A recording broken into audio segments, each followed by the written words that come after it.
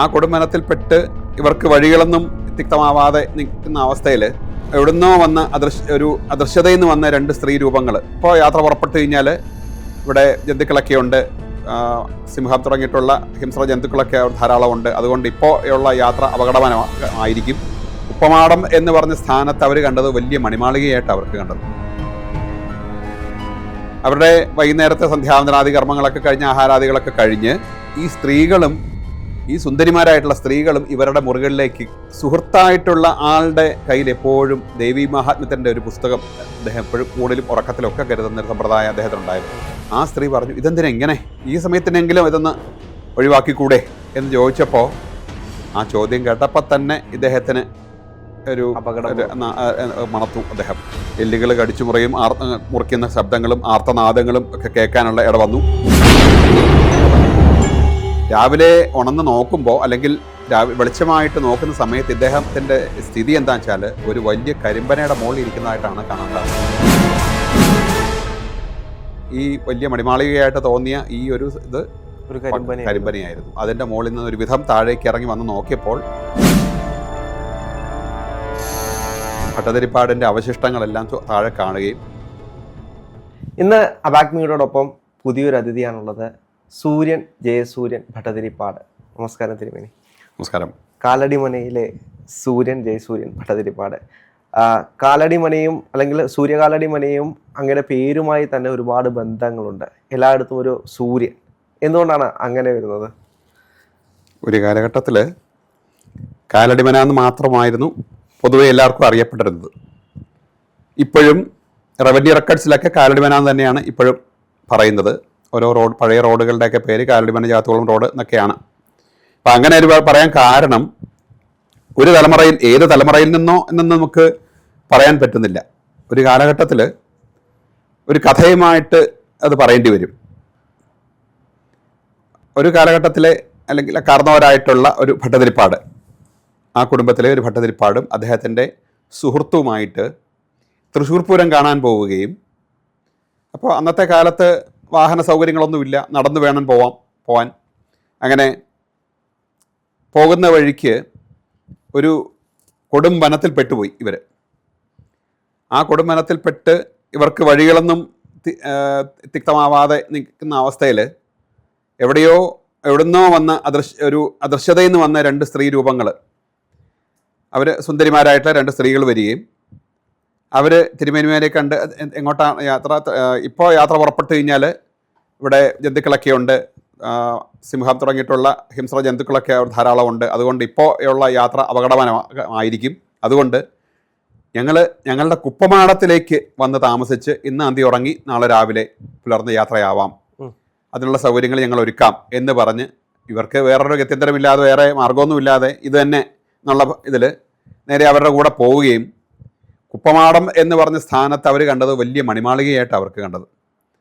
അവരുടെ വൈകുന്നേരത്തെ സന്ധ്യാവന്തനാദി കർമ്മങ്ങളൊക്കെ കഴിഞ്ഞ് ആഹാരാദികളൊക്കെ കഴിഞ്ഞ് ഓരോ ശയനമുറികളിലേക്ക് അവരെ ആനയിച്ചു.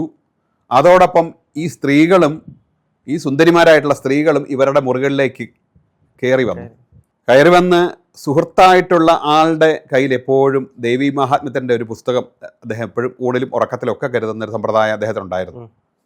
അദ്ദേഹം കിടക്കാൻ നേരത്ത് ഇത് തലയെണ്ണ കീഴിൽ അത് വെച്ച് കിടന്നുറങ്ങാൻ ഭാവിച്ചപ്പോൾ ആ സ്ത്രീ പറഞ്ഞു, ഇതെന്തിനാ ഇങ്ങനെ, ഈ സമയത്തിനെങ്കിലും ഇതൊന്ന് ഒഴിവാക്കിക്കൂടെ എന്ന് ചോദിച്ചപ്പോൾ ആ ചോദ്യം കേട്ടപ്പോൾ തന്നെ ഇദ്ദേഹത്തിന് ഒരു മണത്തു. അദ്ദേഹം അപ്പോൾ തൊട്ടങ്ങപ്പുറത്തെ മുറിയിൽ എല്ലുകൾ കടിച്ചു മുറിക്കുന്ന ശബ്ദങ്ങളും ആർത്തനാദങ്ങളും ഒക്കെ കേൾക്കാനുള്ള ഇട വന്നു.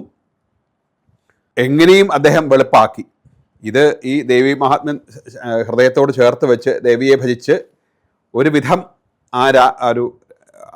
രാത്രി പൂർത്തിയാക്കി.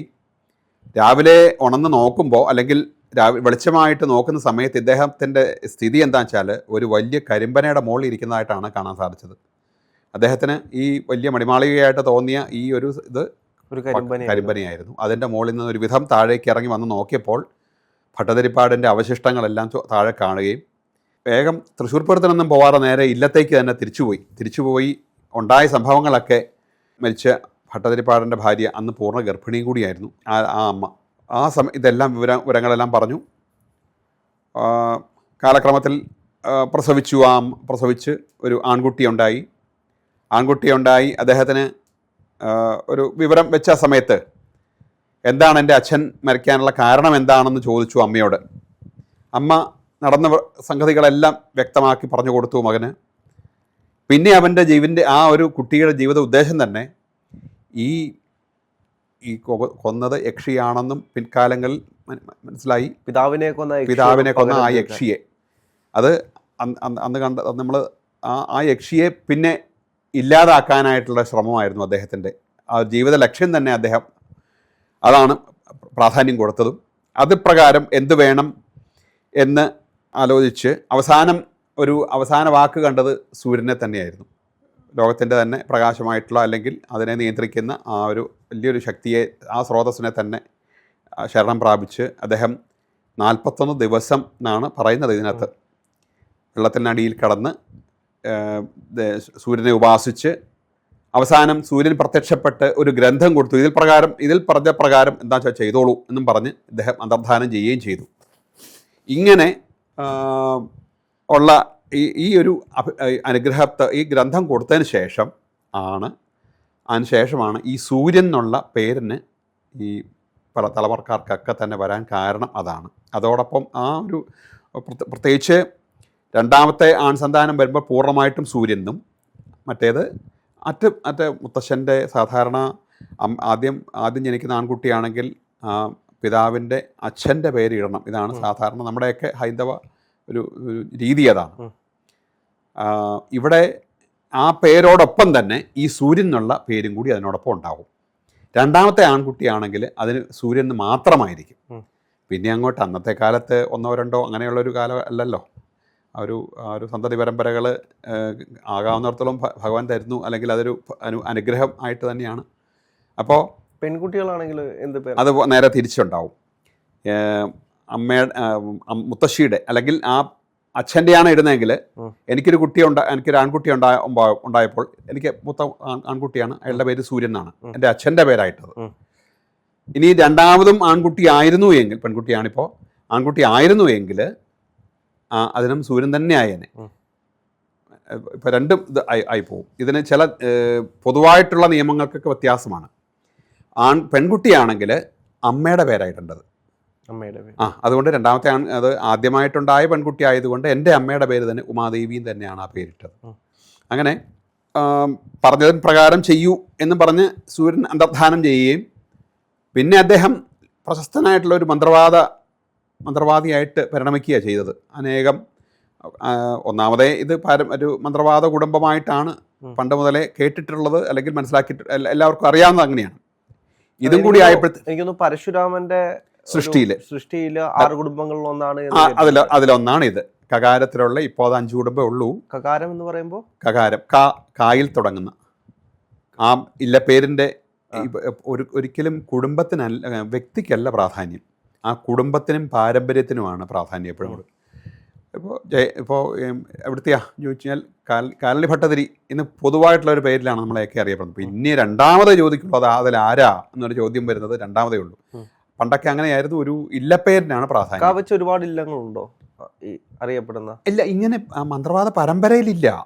അതിൽ കല്ലൂര്, കാട്ടുമാടൻ, കാലടി, കാവനാട്, കാളകാട്, 6ാമതൊന്നുകൂടി ഒരു കുടുംബം കൂടി ഉണ്ടായിരുന്നു. അത് ആർക്കാ ഇപ്പോൾ അത്ര നിശ്ചയം പോരാ. അപ്പോൾ ഈ 5 കുടുംബം നിലവിലുണ്ട്. ഈ കാലടി ഇത് ഉദ്ദേശിക്കുന്നത് നമ്മുടെ ഈ സൂര്യകാലടി തന്നെയാണ്. ഈ കുടുംബങ്ങൾക്കെല്ലാം മാന്ത്രികം ചെയ്യാനുള്ള അവകാശമുള്ളത് അങ്ങനെയാണ്. പരശുരാമൻ്റെ ആ ഒരു അനുവാദപ്രകാരം, അല്ലെങ്കിൽ ഈ താന്ത്രികവും മാന്ത്രികവുമായിട്ടുള്ള ആ ഒരു കഥയുണ്ടല്ലോ.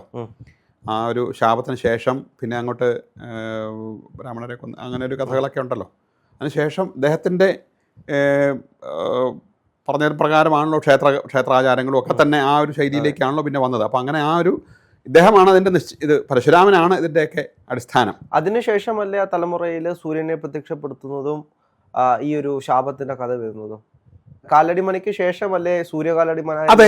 അതെല്ലോ ആ പാരമ്പര്യം ഇത് തന്നെയാണ്. പണ്ട് മുതലേ പരശുരാമൻ്റെ ഇതിനൊക്കെ എത്രയോ കാലം മുമ്പ് അതിൻ്റെ ഒക്കെ ഇതുണ്ടായിരിക്കുന്നത്. അതിനുശേഷം നടന്ന സംഭവങ്ങളാണല്ലോ ഇതൊക്കെ. പിൽക്കാലങ്ങളിലാണ് ഇങ്ങനൊരു സംഭവം നടന്നതും അതിന് ആ ഗ്രന്ഥത്തിൽ പറഞ്ഞ പ്രകാരം അദ്ദേഹം ചെയ്യാൻ അത് അനവധി കഥകൾ അതിനോട് അനുബന്ധമായിട്ട് അനവധിയുണ്ട്. വലിയ പ്രസിദ്ധനായിട്ടുള്ളൊരു മന്ത്രവാദിയായിട്ട് മാറുകയാണ് അദ്ദേഹം. ഈ ആ പറഞ്ഞ ആ അനുഗ്രഹം കിട്ടിയ ആ ഭട്ടതിരിപ്പാട് സൂര്യനിൽ നിന്നും അനുഗ്രഹം കിട്ടിയ അദ്ദേഹം വളരെ പ്രശസ്തനായിട്ടുള്ളൊരു മന്ത്രവാദി ആയിട്ട് മാറുകയും പിന്നെ അനവധി മന്ത്രവാദ കാര്യങ്ങൾ ലോകത്തിൻ്റെ ഉപകാരത്തിന് വേണ്ടിയിട്ട് തന്നെ അനവധി കാര്യങ്ങൾ ചെയ്ത കൂട്ടത്തിൽ പിന്നെ അദ്ദേഹത്തിൻ്റെ ജീവിത ലക്ഷ്യം ഇതാണ്. അച്ഛനെ കൊന്ന യക്ഷിയെ ഹനിക്കുക എന്നുള്ളതാണല്ലോ അദ്ദേഹത്തിൻ്റെ ജീവിത ലക്ഷ്യം തന്നെ. കഥകൾ പോകുന്നത് അതിനെ മാത്രം പിന്നെ അദ്ദേഹം എന്തൊക്കെ ചെയ്തു എന്നുള്ളതിൻ്റെ ഒരു വ്യക്തമായിട്ടുള്ള ഒരു കഥകളൊന്നും നമുക്കൊക്കെ ഇങ്ങനെ ഉള്ള ഇപ്പോൾ ഐതിഹ്യമാല, കൊട്ടാരത്തിൽ ശങ്കുണ്ണിയുടെ ഐതിഹ്യമാല, പിൽക്കാലങ്ങളിൽ കെ എം മുൻഷിയുടെ ആ ഒരു പിന്നെ കേരള ചരിത്രം ഇതിനകത്തൊക്കെ ഏതാണ്ടൊക്കെ വിവരിച്ചിട്ടുണ്ട്. അതെനിക്കൊന്ന് ഒരുപാട് യക്ഷികളെ വിളിച്ചു വരുത്തി ശേഷം അതിൽ നിന്ന് തൻ്റെ അച്ഛനെ കൊന്ന യക്ഷിയെ അതിനാണ് അവസാനം ഒരു ഹോമം നടത്തിയിട്ട് അതിനകത്ത് പറഞ്ഞത് പ്രകാരം അദ്ദേഹം ചെയ്തത് നമുക്ക് നിഷിദ്ധമായിട്ടുള്ള കാര്യമാണ് അദ്ദേഹം ചെയ്തത്. അതായത് ഈ തുണി നെയ്ക്കകത്ത് മുക്കിയിട്ട് വിരിക്കുമ്പോഴത്തേക്കും ഉറുമ്പുകളെല്ലാം കൂടി ഇതിൻ്റെ മുകളിലേക്ക് വരും സ്വാഭാവികമായിട്ടും. അങ്ങനെ വരുമ്പോൾ അതിനെ ഉൾപ്പെടെ എടുത്താണ് ഈ ഹോമാഗ്നിയിലേക്ക് ഹോമിക്കുന്നത്. ഒരു കണക്കിനത് സന്മന്ത്രവാദമല്ലത്, നമുക്ക് പറഞ്ഞിട്ടുള്ളതല്ല. ഒരു ജീവനെ ഹത്യ ചെയ്യാൻ നമ്മൾ ഇതിനകത്ത് പറഞ്ഞിട്ടേയില്ല. ഇപ്പോൾ പക്ഷേ തൻ്റെ അച്ഛനോട് ചെയ്തിട്ടുള്ള ആ ഒരു അധികാരത്തിൽ നിന്നുണ്ടായിട്ടുള്ള നശിപ്പിക്കണം എന്നുള്ള ആ ഒരു ഉദ്ദേശത്തോടുകൂടി ചെയ്യുമ്പോൾ ഇത് ചെയ്തേ പറ്റൂ എന്നുള്ള ഒരവസ്ഥയിലേക്ക് വന്നപ്പോൾ ഇദ്ദേഹം